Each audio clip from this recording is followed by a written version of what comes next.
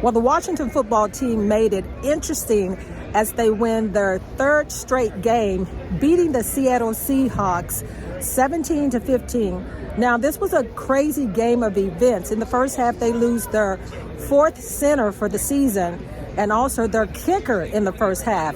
But some way, somehow, this Washington football team found a way to win. We'll talk about that and a lot more as Tony McGee's Pro Football Plus is coming up next.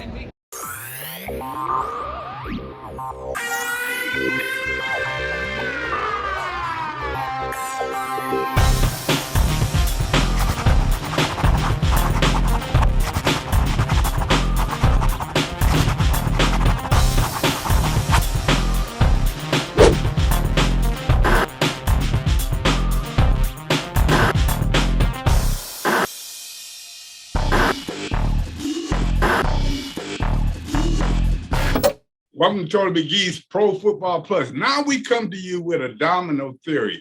They always say when you get 15, which that's all they gave the other team, is 3 licks in the timber and the Wolves went wild. 3 wins for the Washington team and we're going wild. We'll be back in a minute to tell you why. Good initial surge, good push. We were able to keep them honest, so they really couldn't stack the box all the time. And then when they did stack the box, they were very stout. One of the things that we talked about was being, disciplined on the rush, and we really felt that if we can just keep the edges and keep them inside, we would have success. And unfortunately, the 2 times we didn't. Once he ran a quarterback draw for like 11, 12 yards, and then the last one he threw that last touchdown pass because he was able to step up and complete it. So, I thought we, for the most part, handled the rush assignments. I'm really pleased with what Jack had going as far as that with Sam Mills and the defensive line. I just, they were very disciplined, and we know how dangerous Russell is. Unfortunately, it was about learning and growing, and it was all part of the process that we've had to go through to develop as a team. I mean, it really wasn't going to happen overnight. I mean, I know last year, and a lot of people I talked about early, and people got upset with me, but that's ball. I mean, it's just the way it is. That's the truth of the matter. And just being honest. I think we're coming together and being the kind of team that we envisioned. And if we can continue to work and play the way we've played, we give ourselves a chance, and that's all we need.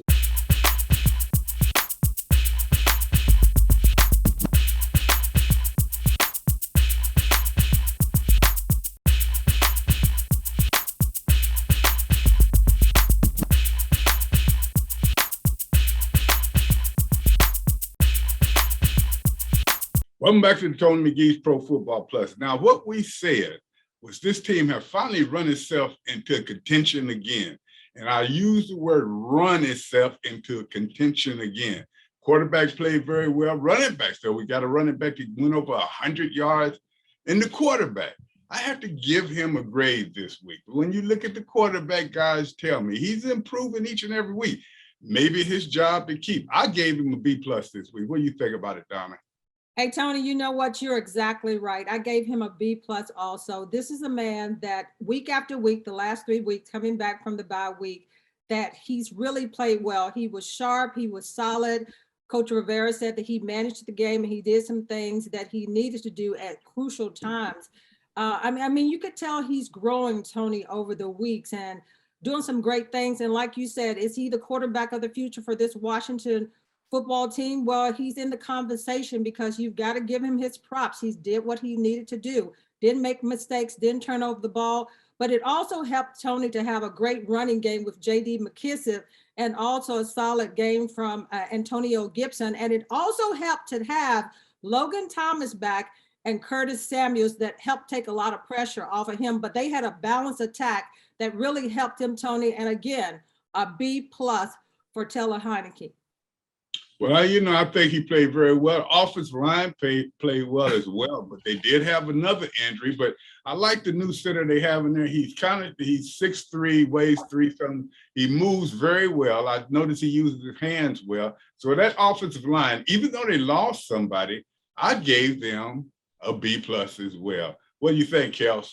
Yeah, it begins in the trenches. We said this on the last show, and I'm so happy that Donna alluded to it. The running game in Washington was powerful this week. We saw 152 rushing yards, and Antonio Gibson really playing some lights out football. I think Antonio Gibson, when he threw the defender down, I had reflections back to Steve Smith. I thought the eyes up, son, because that's the way Antonio Gibson was playing. And we're bringing back running football to Washington, and it's working, and we're seeing the benefits of it. J.D. McKissick with another solid game, the 2 touchdowns that he had. And Jarrett Patterson even coming in, not having a big game in Washington, but we saw the Washington football team with 2 solid running backs where they're able to switch off. J.D. McKissick, as we know, we like him in the red zone. He can get in the end zone. He did that once again. I think he scared many of us when he went down, but we saw that tweet from his agent saying that he's okay. So Washington having this running game moving forward, this is going to be a very hard Washington football team to beat, to your point, Tony, because this offensive line is doing so well right now with Keith Ismail stepping in and doing the job that he did. Washington has still been a very solid offensive front. Taylor Heineke having time to throw in the pocket. And that being said, it gives the defensive backs, it gives them time to really look at where they want to go in this football game. So I think what we saw from the running backs, Tony, I'm giving them an A. I think we like right now what we saw. And right now we're trusting in this Washington football team. I think Antonio Gibson getting much more comfortable in the running game and knowing that J.D. McKissick can come back. It's great. Donna said it. Curtis Samuel came back. Logan Thomas came back. But we're not talking about them right now, Tony. We're talking about the running backs in Washington because they played that well for us to earn their respect. And I think this is why right now, Tony, we're really liking what we're seeing on this offensive side of the football because we can count on these running backs, even with all the weapons we have offensively. Again, the running game in Washington, I think will be Washington's keys to success for winning here on out. Tony, let's go back to the offensive line quick. I want to kind of like really highlight the offensive line because when you think about the offensive line and the injuries that they had throughout this season, and then they lose Wes Schweitzer to an injury, an ankle injury, and then you had, like Kelsey said, Keith Ismail come in and not miss a beat. This is a guy that they pretty much had almost cut, and he came in. So props goes to, as you always say, Tony, the line play. It starts with the line play, offensive line, defensive line, and that offensive line has to get kudos. Like you said, Tony, I give them a B+ because they're holding up under pressure and getting the job done. And they're getting it done with people that haven't been in there prior to this time, and they're looking like a unit. Matter of fact, in some ways, when they run the ball, they look way better than when they had all of the components to their line. And when they keep running the ball, and you notice in other games, and even on Monday, they started to throw the ball in the beginning, 3 and out. But once they got the running game going, it was good. But at the same time, let's come back. When they got in trouble, the receivers came through. I thought they played pretty well. I think the defense played really well. Come on, guys, scored 17 points. Let's not get crazy. We're giving them B+ and A-. We scored 17 points. Our defense won the football game. Yeah. That's what won. Thanks, G. Today, I gotta agree with Gary on this one. The defense won the football game. I mean, we can give out, but they did. They kept it under 17 points, Tony. And then that happens, we're supposed to score enough points to win the football game, which we did. So I give kudos to the offense for scoring enough points to win the football game, but the defense won the football game. Hands down. 15 points against that team, against that quarterback. That's strong. I don't care how they're playing right now. You hold him to 15 points, you're doing well. Nobody. Go ahead, Michael. I just wanted to ask our experts here, because I know both women cover this team very closely, but have you heard anything about the injury to Wes Schweitzer? Is he going to be out for a prolonged period of time? He filled in, of course, at center. And then Tyler Lawson, who filled in prior to him, was that a season-ending injury, or what are we going to do to back up Ismail? Because there's nobody else on the team to back him up. Well, Mike, they're looking, but he suffered an ankle injury, and it was pretty bad because couldn't get up, couldn't put pressure on it. But they'll nurse him back.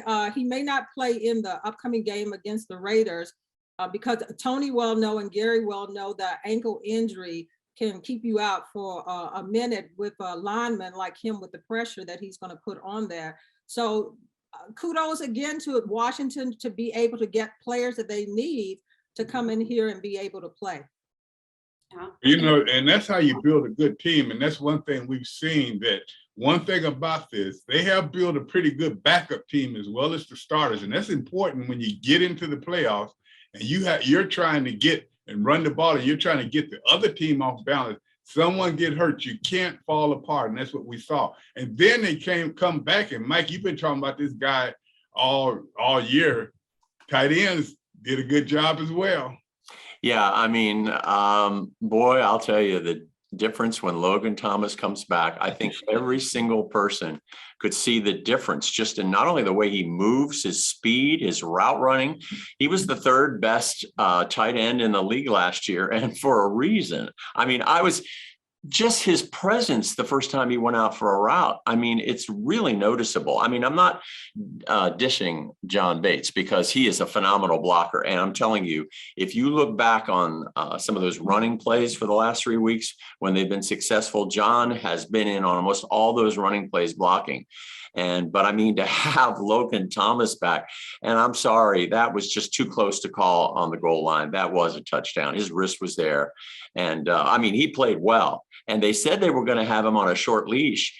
Somebody said he played like 67 of 80 some plays. So he was out there considerably. I gave him a B+. I really did. I thought the tight ends are crucial. When both guys were in there, they were very effective. Mike, it wasn't a score. If you would look at it, the ball hit the ground and went back up Thank to you, his Tony. hand.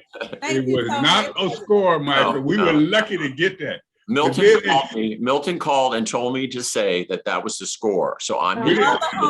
We lucky Milton not here because there's been two of you wrong.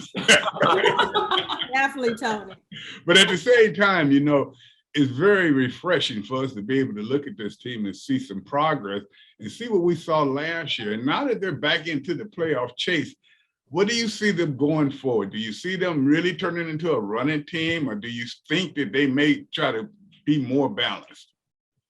I think, Tony, that they learned over the last 3 weeks with these 3 straight wins that they have to be able to be more of a balanced team, because the running game sets up so many things. As you constantly say, Tony, running game sets up everything else. And with, like I said, with Logan back, and you could tell that Taylor Heineke was comfortable because he went to Logan Thomas quickly in the beginning. So I think the success of this team moving forward, they're going to have a balanced attack as far as that running game, because if they don't, we know what happens there. So kudos to Scott Turner for, calling a pretty good game. Yeah. Glad you said that. They're about to face a Raiders team that has a very good defense. They have that guy, Max Crosby, back there. So I think the Washington football team, when you have different weapons, you have to confuse this Raiders defense, right? And the Raiders also know how big this next game will be. They need this win because you talked about it, Tony. We're talking about playoff contention, and the Washington football team is backing it. And I think Washington now is trusting in their defense. When you get that trust on the offensive side of the football, this is a Washington football team that can make noise. I do think we have to give them credit. What the defense was able to do, really, Tyler Lockett was the only thing that Seattle had going. They shut down DK Metcalf, and he can be really good, right? Because he's a solid receiver. I forgot he was playing in the game at one point, Tony, because he just wasn't getting targeted. He was not an option. And I think this is why we're proud of what the Washington football team has done. Ruined Russell Wilson's birthday. He was coming back home, coming to Richmond. The Washington football team defense now is starting to get that respect. The fans are back believing in them. I love the fan pushing Everett back down, saying, nope, you're not going to do that here. The Washington football team, too, believing in Taylor Heineke. I think he's gone from Mr. Right Now as a quarterback to Mr. Right Now, we're courting you. Yes, Taylor Heineke is that guy that we've been courting for a long time. We've been dating him. But now, Tony, we're believing in him. And maybe, possibly, he's playing for that long-term spot. I think what we're seeing with this team, beating Cam Newton, beating Tom Brady, right? The confidence is there on both sides of the football. But again, when you have a balanced attack with Logan Thomas getting back into the fold, with Curtis Samuel hopefully being what we know Curtis Samuel can be, this Washington football team is going to be a very scary team. And not to mention, none of us have mentioned Terry McLaurin yet. And we know how great that he can be as a wide receiver. So again, if I'm a defense preparing for this Washington football team, I have to be very strategic because the running game is there, the receivers are there, and yes, we have the tight ends in Washington. So I think if this balance effect can go out, especially with these divisional games coming up, the Washington football team can win here on out. And as all of you have said, it's really what's important about this. You have a lot of people contributing that was on the bench a few weeks ago, and they seem to be playing as well or better than the starters. When we come back, we'll talk about the unit that set the game on fire. These guys played, and I'm talking about each and every part of this unit. We're talking defense. And when we get back, we're going to be a little defensive ourselves. We'll be back in a moment.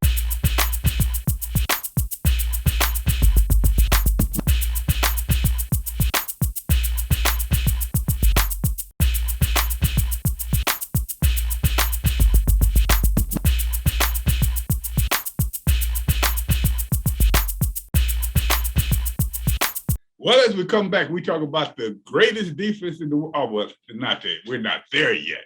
But this defense on Monday played the best game I've seen them play as a unit. And when I say as a unit, schematically, they had it together where the linebackers were covering the tight ends. The defensive backs were really doing a great job, made two of the biggest plays of the game. But that defensive line controlled the game. And when you have that, you can control anything. And Collins, that new position is made for him. So when you look back, guys, this defense right now, are they strong enough to take this team where they need to be? Hey, Yes. Tony, let me ask you a question, because it was Casey Toohill and James Smith-Williams, two of the guys that have replaced Chase Williams and Montez Sweat, and also Shaka Toney, the defensive end. Talk to me about what you're seeing these last 3 weeks from that defense and what has changed. And I know you said that Collins has played and that's his position, although he said on Monday that he still doesn't like that he's playing that position, but he's made for that position now. But what are you seeing that has changed in this defense? And you talked about, you talked about the shuffle play that some of the players you're seeing. What are you seeing? And I know you were licking your chops on Monday night. Wait a minute. If you take a look at it and what you see with these players, and as a defensive lineman, you're always taught to keep the quarterback within the perimeters of the play and never let him get, and they'll tell you this, if I'm a left end, I never let him get to my left shoulder. When you see these guys, they are doing that and also moving their feet and playing the defense. They're not just flying upfield and not just going inside. They're doing what the technique says. And that's what I see in these two guys is very refreshing. And all of them, is the technique is really getting good. The two big guys in the middle, they're just controlling it. And you watch them, they getting good pass rush. That hurt Russell Wilson as well. Happy birthday, Russell. Come back again when we need another win. But as I'm saying, that defensive line, I'm telling you, the technique is what they have. And I'm not saying the other guys did not have technique. They had a lot of talent. But these guys that are playing right now, they're playing as a unit. And I think that's very important. And if you look around the league, with every team trying to get the running game together, and you're looking at what's happening, defensive lines right now are probably the most important part of the team because the defense and offensive line have to control the game. And you guys know, I don't need to say nothing. G, what did you say? Say that again, G. We want to make sure we got that on file. The defense won the football game. Woo! Did you guys ever think we'd hear that, Mike? I've never heard it before. No, I got all the recordings from 20 years. I've never heard 15 points. That's what it's supposed to be, but that's the way it's supposed to be. And quite honestly, that's what we thought the defense was going to play the whole year. We expected these types of results, 15-point games, quite honestly, the whole year. But it's nice to see that they're getting it now when they need it, because right now they completely control their own destiny. They're 2 games behind Dallas, right?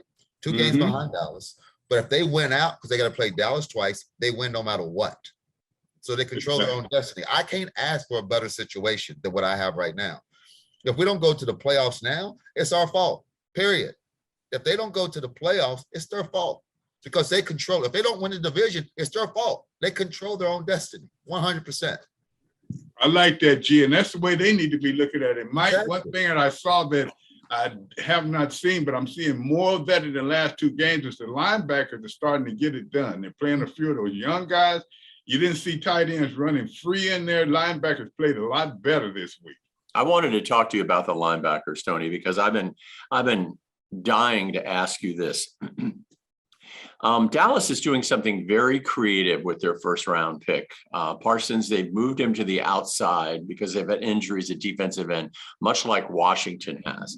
So I guess my question to you would be with regard to the linebackers.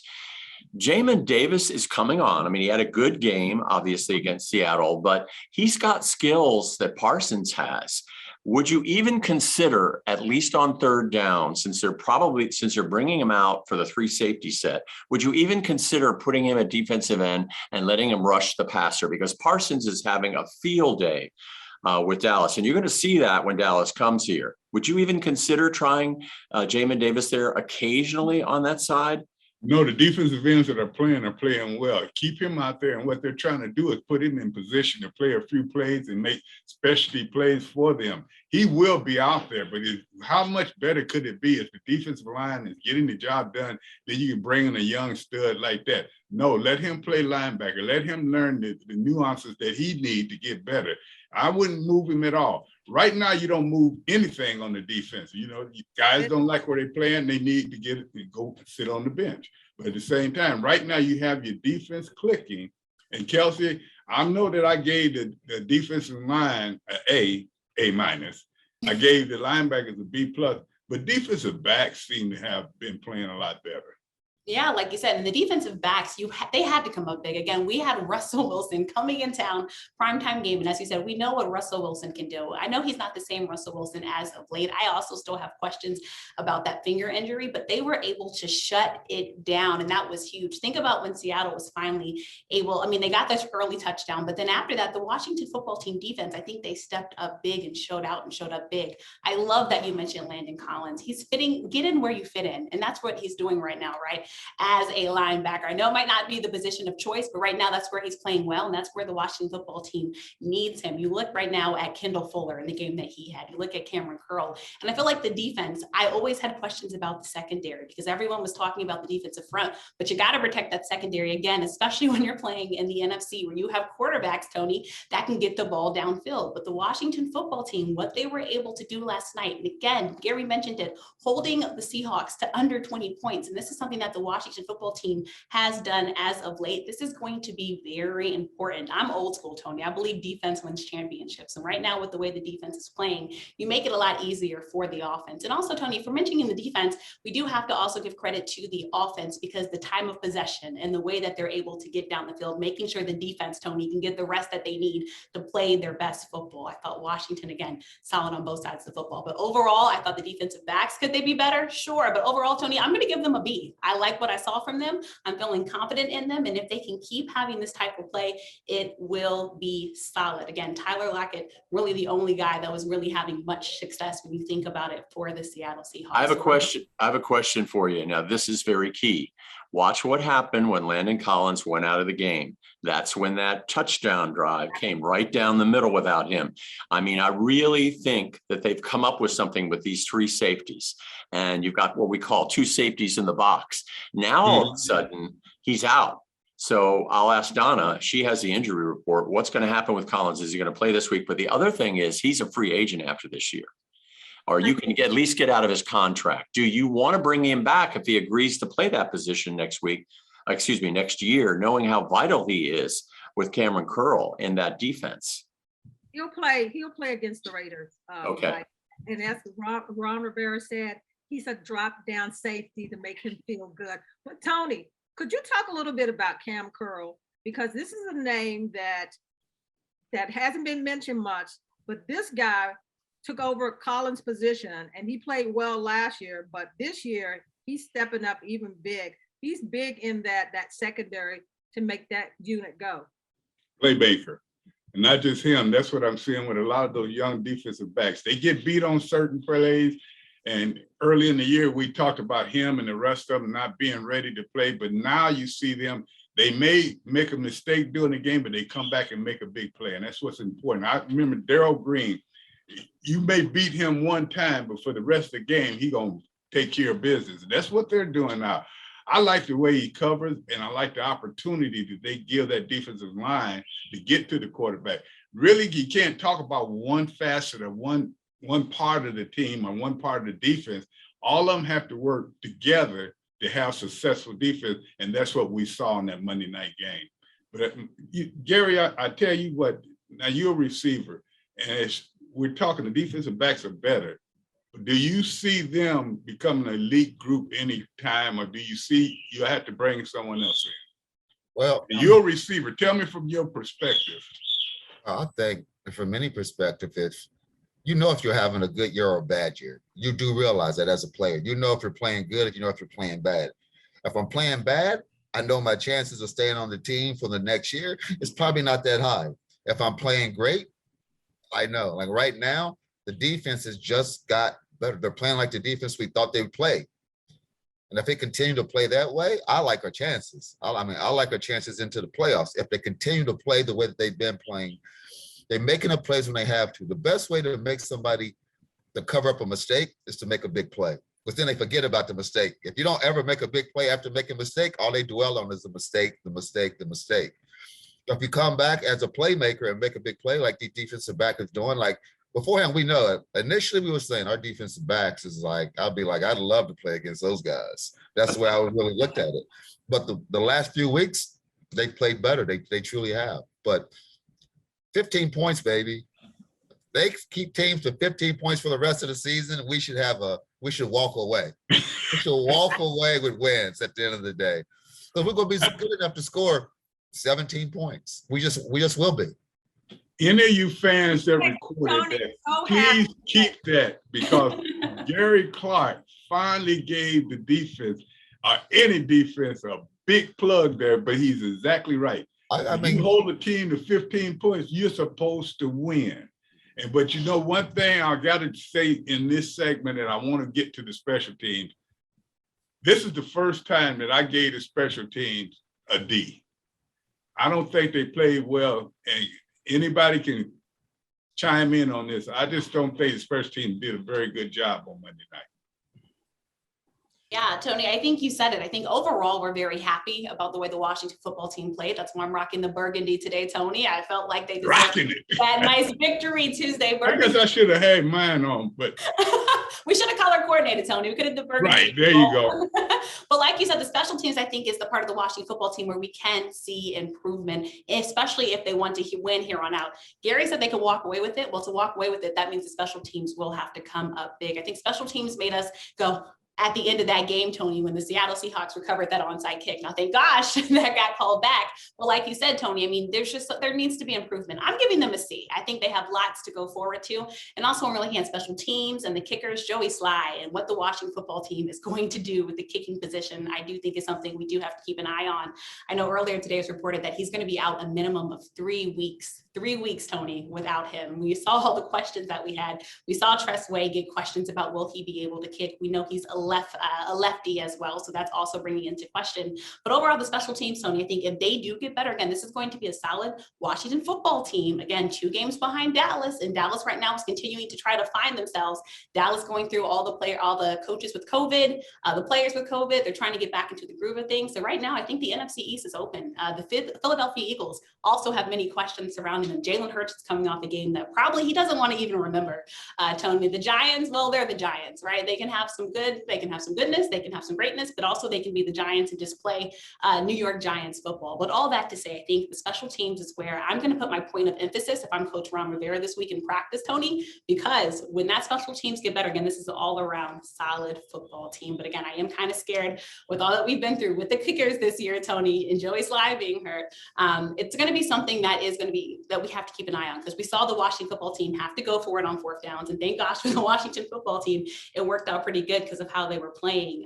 But again, we have a lot of tough matchups coming up, especially those divisional games. We know how nitty gritty they can be. Tony and Kelsey, y'all should be ashamed of yourself. There's a reason why the special teams. Bring it down. I got to get it a break. Come on, take the break, Tony, but we're going to talk about the special I'm teams. going to have to take a break. When I come back down, I want you to give that statement why and you know, Kelsey, I had to go with it. A C. We'll be back in a minute. I think I could have got a better worse grade than that. Okay, we'll be back in a minute. A C? Are you serious?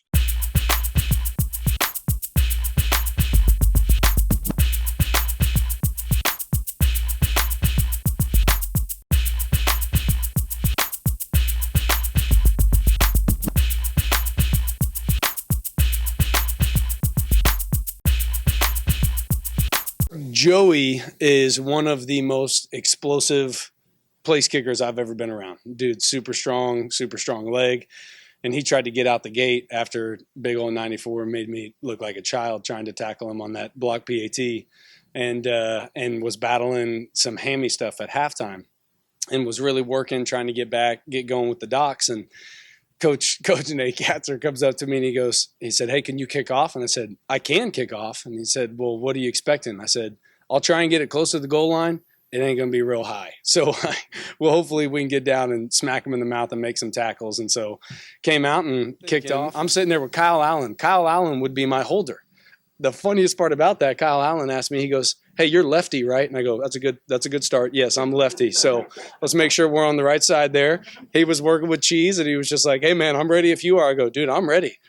We were talking and it was kind of like the roulette wheel. It's red or black. I'm going to hit it. So maybe from 20 yards away, it might be good. I told Coach Nate Katzer, because one thing that I tried to establish, like in dealing in those serious moments with Coach, I'm not going to BS around at all. And so he was just saying, "Hey, what distance do you like?" And I said, if we're around the 15-yard line, the ball's on the 15-yard line, so me kicking a PAT or closer, and then desperation, a 40-yarder if we have to have it to try and go to overtime, something like that.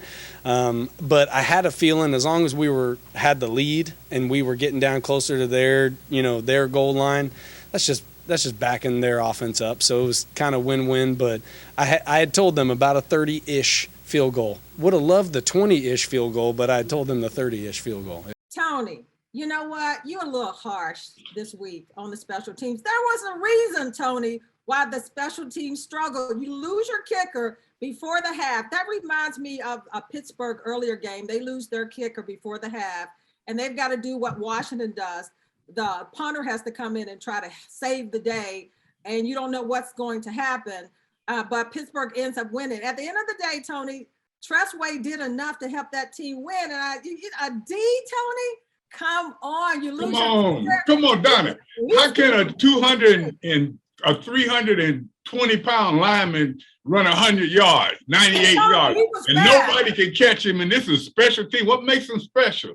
He was fast. He reminds me of your speed. Well, I don't know about your speed, but I was lights out. I'd have caught him on the first step. He was too, Tony. He was lights out. But I tell you what, all joking aside, I saw some other plays that weren't successful that, hey, one thing happened, it really hurt the Washington football team. So that's why I gave them a D. And I tell you what, they did not cover well. They did not kick well. They kicked okay after. I mean, they did suffice. But at the same time, they have been really rock solid. That is the first game I saw them. And G, you know about special teams. They didn't do that well on Monday. Get him, Gary. Well, I give him more like a C+, quite honestly. I thought.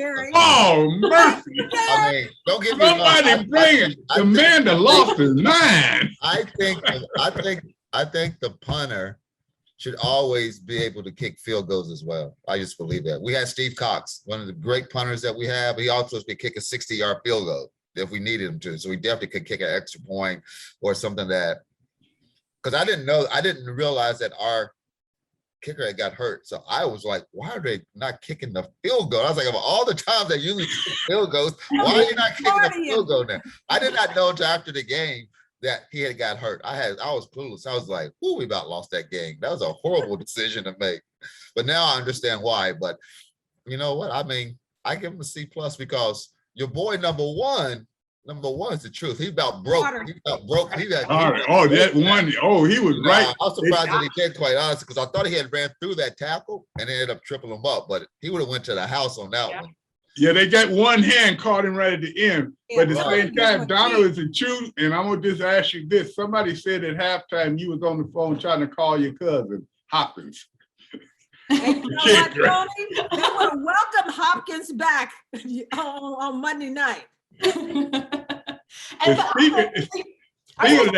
Tony, I mean, I think all things aside, like you said, I mean, the kicker going down, Tony, look, we kept giving them better grades. Tony gave a D, I gave a C, Gary gave them a C+, but all in all, they did the job that had to be done. Could it be better? Yes. And Tony, you mentioned it, that 270-pound Rasheem Green. I thought that added insult to injury, and seeing him run all the way back, like, come on, no one wants to see that. And I think after that, many Washington fans were just like, all right, where is this going to go? But overall, again, solid game, but you never want to let the big boy take it. Remember, he ran ran back after he blocked the kick.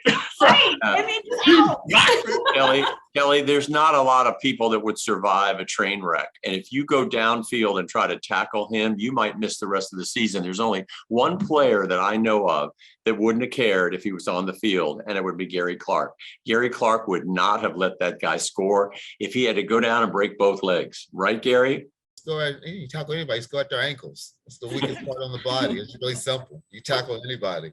But Mike, what are you talking about? You don't want to go out and tackle 275. No, Miss the rest of the game. He gonna miss the rest of his career if they don't do that. That's why they're out there. I played baseball and See, basketball in college. you sound like a No, baseball I player too. I never wanted to play football. I watched it one time and I said, this is for real men.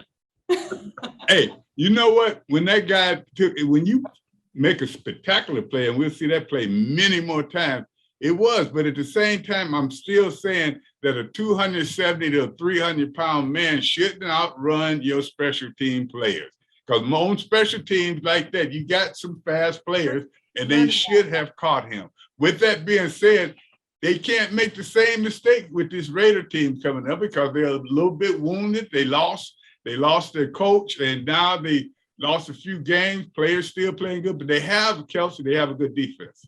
They do, as I alluded to before, the Raiders defense is for real. And I think a player that everyone should be talking about is Max Crosby. I started believing in the Raiders defense that first game against Baltimore. And I think you guys remember that showdown between Lamar Jackson and Derek Carr, but really those defenses and what they had to do. The defense of that, what interesting though, I will say about the Raiders is that they don't like to blitz. And I think that's going to be something very interesting because Tony, if they're not blitzing, what are they going to be doing? They're going to be dropping back. So they're going to try to limit what Taylor Heineke can throw to. So I do think that means the running game will again have to step up and be big, but the Raiders defense is the real deal. And then on the other side of the offense, the Raiders have it. I mean, Darren Waller, we have to see how things will go with him and getting him back. But Derek Carr, Tony, especially when you look at how he started, he is a solid quarterback. And I think many of us were believing in him early on. And then, of course, the Raiders kind of cooled off. And we also know all the adversity that this Raiders team has been through. But they, again, are playing for a playoff spot. But what the Raiders defense can do, and they know Taylor Heineke's a young quarterback. Again, Taylor Heineke's still getting in his groove. And they know Washington football team is riding on a high. So best believe the Raiders defense is going to be planning for that. I actually do think they might get tricky and bring the pressure to Taylor Heineke if they can. They're looking at that offensive line. They're looking at the young guys, and they're going to test them, Tony, because that's what the Raiders know they need to do to try to stay in playoff contention. Again, we're talking about the postseason now. Every team is stepping it up a notch. Now, Washington got hot at the right time after that bye. But again, the Raiders defense, the Washington football team offense, they're going to have to plan just some different looks, give the guys different things to do. And again, Taylor Heineke, the thing that scares me about him with the Raiders defense is that Taylor Heineke, he's not going to be able to eye down receivers, Tony. He's going to, again, have to do some trick stuff, some trick plays, because the Raiders defense will be prepared for it. We're talking about one of the better defenses in the National Football League. And so I think next week's test will really be a true test for the Washington football team to see if they're true contenders or pretenders, and if this is just a high that we're riding on right now, Tony. Exactly. And you know, around the league, and I'm sorry, I get right to you, Don, but around the league, if you look at that, all the teams are kind of bunching together. People are getting these losses, and you're right. But one thing we do know about this Raiders team, they will be physical, Donna. Yeah, Tony, definitely. But what I'm looking at more so is Washington's got a short week to get ready for the Raiders and to go on the road to Las Vegas. To face a Raiders team that, like Kelsey said, that has had a lot of adversity, and Derek Carr has stepped up to be a leader for that team, to rally them with all the things that they're going through. But I'm more concerned about the Washington football team having to go on the road. You can talk about that, Tony. Playing with a short week, coming off a Monday night game, it's kind of great that they won that Monday night game, but going on the road, how do you prepare for that mindset and be ready to face a Raiders team that put up 30-some points on the Cowboys in their win? You know what? And thank you for asking me that, because I'll tell you what, I always felt like Monday night games would also deter you from being better that next weekend, for the simple aspect. Usually on a Sunday night game, you'll get a Monday, you'll look at film, and then you get a day off, and then you start back on Wednesday. But now, if they take a day off, which that'll be today, then they got to start back tomorrow anyway, because for the simple aspect, they have to get ready. And gee, you know it, Monday night games really just mess up your whole schedule. You have to have them, but I always felt when we played the Monday night game, that's more of an opportunity for us to lose because we beat up and we tired, and especially if the other team didn't play. Gary, how do you feel? How did you feel about Monday night games? Well, as a player, I like Monday night games because it gives you a chance to showcase how you are. Because every other player in the league is watching the Monday night game. That's the one time that everybody gets to see you play. And actually, my best performance stat-wise was on a Monday night football game. So, and we tended to lose a lot of Monday night games when I played. I'm not sure. I think our record might have been 500 on Monday night games or less than that. But we tend to always win after a Monday night game, though. So if we lost Monday night, we came back and won the following. We came back and won the following game. We did. I mean, because that Monday night game that we played that I had such a good game, we lost against the Giants, but then we came back and beat Minnesota in overtime later that week, the next game. So it doesn't bother me. I mean, I like a short work week. Well, Mike, we got about a minute left, and I just want you to tell me this. When you look at this Raiders team and you look at how they are, but we're also trying to look over them and look at other teams. The Washington's team need to concentrate on these Raiders, and I mean the same way they did for Seattle. Oh, absolutely. I think, but I really mean this. Landon Collins has to be 100% because without this 3 safety set that they use, the 2 safeties in the box formation, and then of course they bring in Danny Johnson on those third downs, and sometimes they take Jamin Davis out. That has been successful now for 3 games in a row. But if Landon Collins is out, this isn't going to be pretty. This will not be pretty. They might get themselves beat up pretty good in Las Vegas. But there's one thing you got to remember about Las Vegas. Everybody in the world knows this. And we're gonna ruin this statement. In this case, what happens in Vegas does not stay in Vegas. We want everyone in this town to know we're bringing back a win, right, Tony? Don't be pulling me in on your statement. Yeah, but what happens in Vegas better stay in Vegas. No, we're bringing it home. They're bringing home a win, Tony. It's just not going to stay in Vegas. It's going to be Don't all get ahead over. of yourself. They're going to bring home a win, but they have to play to win. But I tell you, when we get back, I got a couple of questions from a few of our Geico fans, and they want to know one question that I want you to think about. Has Taylor put himself in position to be the franchise quarterback? We'll get that question when we come back. Well, it's my favorite time for the question for the panel to test you all's knowledge. The question for the panel today, and I'm right, and of course you all are wrong, is who is the greatest linebacker in NFL history? Lawrence Taylor, Ray Allen, Dick Butkus, Jack Lamoureux, and Mike Singletary. Tony, since you're the defensive guru, you're on the clock. Well, you know what? I played with Dick Butkus, and I have a quick story, but I can't tell it because we don't have enough. But he's the one that started my career against the Washington, at that time, Redskins. I saw him as a big, solid linebacker. Lawrence Taylor was a good outside linebacker, but he was known for pass rushing. And you look at the other guy. This guy, to me, was the greatest linebacker that I've seen play, middle linebacker.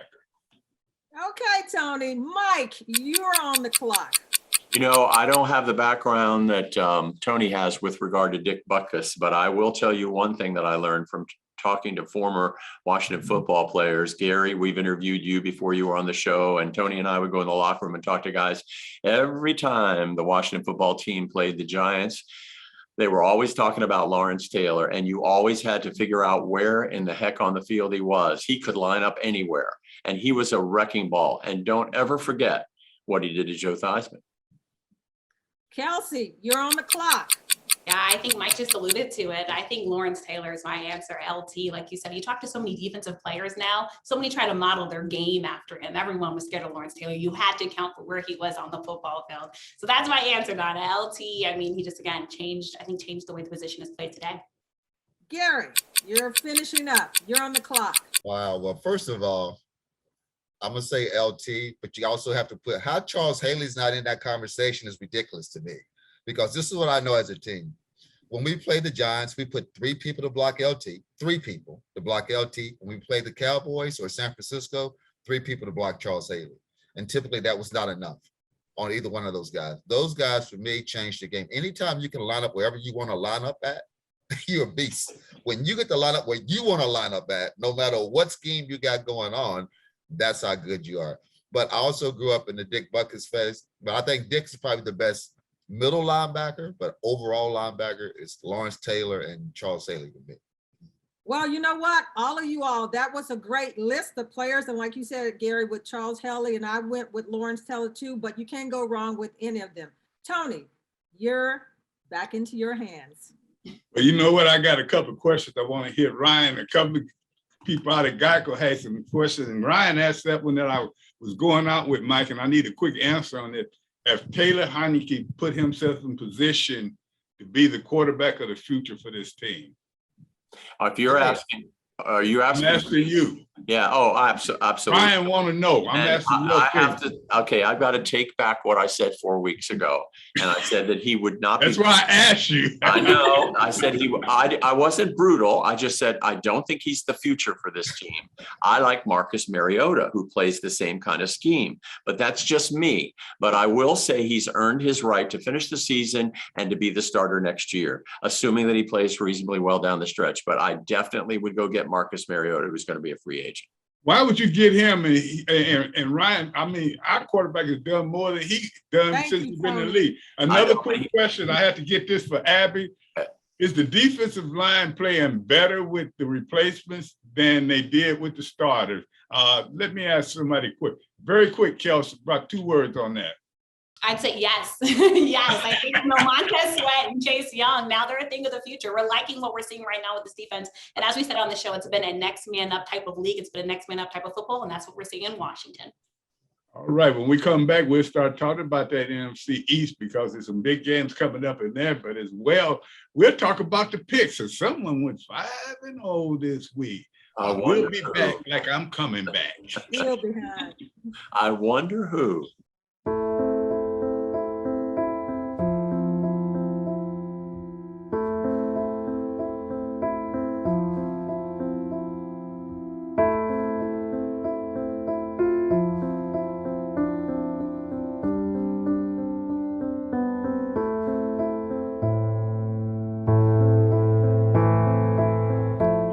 Tony, I wanted to lead into this segment because a very close friend of yours and Gary's passed away not too long ago. And I know it was somewhat shocking to both of you, but Rich Malott played his entire season with the Washington football team, 1979 and 1987.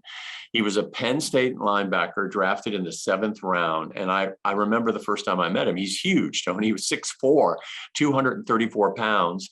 And the thing I noticed most about him was he was really fast, especially to the ball. And he did play a key role in both of the 2 Super Bowls. And I know you both played with him. And I just want to make one comment, and then I'd like Gary to comment. We actually have someone on the Washington football team, Shaka Toney, who was drafted in the 7th round from Penn State, just like Rich was. And if history repeats itself, let's just wait and see where this young man goes, carrying that legacy out of Penn State, much like Rich did. Maybe he'll be a real keeper. And then I just thought I would ask Gary what it was like to play with Rich Malott. He came on the show a lot, Gary, and he was just so generous. Yeah, I mean, Rich was the thing that I can say most about Rich was smart player, extremely smart player, smart defensive player, got to the ball very quickly, pursued well, and overall just smart guy. Unfortunately, he's a defensive guy. I didn't hang out with him that much off the field, but inside the locker room, he was one of the leaders inside the locker room. Leadership followed his way.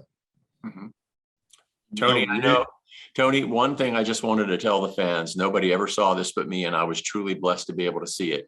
And that is after one of the alumni reunions, you and Rich were very close. And I packed up all the equipment and Paul was gone, the crew was gone. And I just sat there while you and Rich until 1 o'clock in the morning, sat there and talked about politics. And the first thing that came to mind was Kennedy and Simpson and their radio show. You two knew more about politics and were very generous to one another in terms of your views than anybody I think I've ever seen. And I did work in politics. You guys were amazing. You should have been on the radio doing politics. I appreciate the compliment. But one thing about Rich, we had different views, but we listened to each other's views. One time we went to Japan and all the way over there and back, all we did was debate it. So every time we saw each other, we changed our names. He was Harry Malott and I was Harry McGee. And we would debate. And the other thing, if you remember, when he used to come on the show and do our skits with us, I know he was a great football player, a great debater, but he's a great man, and he will be missed. Speaking of something great, NFC East, you think it's possible Washington could win the NFC East 2 years in a row? Quickly, yeah. Somebody speak, because I know y'all don't want to do the picks. You don't want anybody to know what's really going on. Yeah, Somebody speak. Yes. I'm happy to hop in, Tony. So I went in my closet this morning and dusted off my last year's NFC East Division champion sweater because I said I might have to get ready just in case. Because right now, this Dallas team, they're not playing like the Dallas team we knew as of late. Again, they're dealing with a COVID outbreak. Dallas has a lot going on, and I think Dak Prescott, of course, back in the fold. But right now, they're still trying to find themselves. We saw that Thanksgiving loss. The Philadelphia Eagles, too many drop passes. If you saw the end of that Eagles game, the Eagles actually had a chance to win. I think Jalen Hurts is still trying to find himself. And Daniel Jones, well, the verdict's still out on Daniel Jones. Talking about Taylor Heineke, is he the quarterback of the future? Is Daniel Jones the quarterback of the future in New York? So I think it's going to be tough because, again, Dallas is pretty solid. We talked about Micah Parsons earlier in the show on the defensive side and what Diggs has been. But again, I think the Washington football team, don't count them out just yet. And I think they can get into the playoffs, especially when we look at those wild card spots. All right, speaking of counting down, a few weeks ago, Donna Hawkins was 4 up on everybody and was talking all kind of game. Gary was mad because he was in 3rd or 4th place. Mike is cheating on the pick. Oh, no, yes, he does. He pencil whooping us. And Milt, he want to change his picks after they're out. Let's talk about the picks, Mike. Tell me what's happening. Well, Tony went 5-0. He's 31-29 now, and